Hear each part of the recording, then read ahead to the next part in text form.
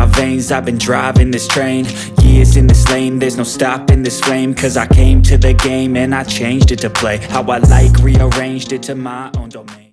Sir Boyet, nagkita na naman tayo, Sir Boyet. Ano masasabi mo sa Honda Winner X? Halo, wapo. Sinasabi ko na Anong maras kayo? I work hard each and every day, I get lost. Sir Ned, ano po masasabi sa Honda Winner X? Ganda, parang Honda Click na manual. Basta mga karatrat, this is BasketBoys.ph at welcome sa ating motor review. Kung bago ka lang sa channel ko, just click the subscribe button below and hit that motherfucking bell para updated ka lagi sa akin. Andito po tayo ngayon sa SM South Mall na kung saan nilaunch na po ng Honda Philippines ang pinakahihintay nating lahat. Ilang taon na po natin hinihintay ito. Ito ay yung Honda Winner X 150. At eto na nga, ilang taon na nating hinihintay at sa wakas nilaunch na ng Honda Philippines sa SM South Mall ang legendary Honda Winner X 150. Napakapogi, very striking ang design, race ready na nga talaga itong Winner X. Ang tanong, kompleto ba or tinipid ng Honda Philippines ang specs and features nito? Based sa website ng Honda Philippines, it is a 149.1cc, 4-stroke, 4 valves, dual overhead cam, single cylinder with 6-speed transmission gear, naka-liquid cooled at fuel injected. Kaya sobrang special nitong Winner X dahil sa makina nito, dual overhead cam. Meaning dalawang camshaft ang nagpapagana sa intake valves at exhaust valves. At ang power ng dual overhead cam ay nasa mid to high RPM. Sa madaling salita, top speed. Ang paboritong hobby ng mga Pinoy. Same lang ito sa power ng Raider 150 dahil pareha silang dual overhead cam. Pero sino pa rin ba ang king of underbone?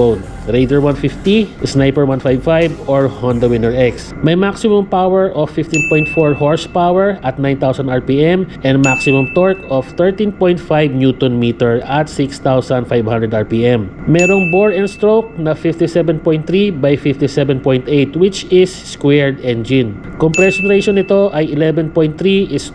Ground clearance of 151mm, seat height of 795mm na swak pa rin sa height ng Pinoy. Weighing at 122 kilograms, naka-telescopic fork suspension sa harap at monoshock naman sa likod na nagbibigay sa inyo ng riding comfortability. Ang mga gulong naman ito, 90 by 80 by 17 sa harap at 120 by 70 by 70 naman sa likod na bagay sa mga bangkingan. Naka-disc brake harap at likod para sa isang malakasan na braking system with single channel ABS or anti-lock braking system. Fuel tank capacity of 4.5 liters and with fuel consumption of 52.3 kilometers per liter. Based naman sa features niya, naka-smart key system, may remote at alarm. OLED lighting system, naka-digital meter panel, may charging port na napakahalaga sa ating mga riders. At ang maganda pa dito ay naka-assist and slipper clutch para maiwasan ang slippage at solid ang cambio para sa mga aggressive na ruta.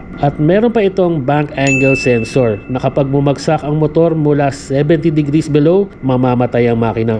Marami din kayong mapagpipilian sa all-new Honda Winner X. Una, meron tayong standard version with SRP of 123,900 na may dalawang kulay, Pearl Iceberg White and Infinity Red. Second, meron tayong ABS Premium with SRP of 129,900 na may dalawang kulay, Matte Galaxy Black Metallic and Matte Meteoric Red Metallic. And lastly, ang ABS Racing Edition with SRP of 131,900 with color combination of red, blue, and white. Tanong ng Rat Nation, anong variant ng Honda Winner X ang bibilhin mo? Comment down below, huwag mahiya para mabigyan natin ng tips at ideas ang ating mga moto viewers. Para sa mga updates ng ating moto review, please follow us on our Facebook page, Facebook Reels, YouTube Shorts, and YouTube channel, BasketBoys.ph. Please like and share ang ating mga moto reviews para mabigyan natin ng detalyado at kumpletong information ang ating mga moto viewers para makapili sila ng kanilang dream bike. Maraming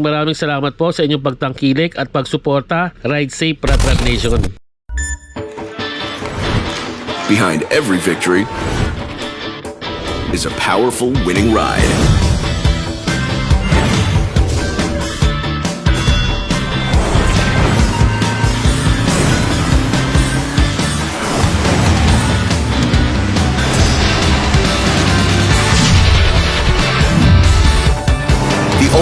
Winner X.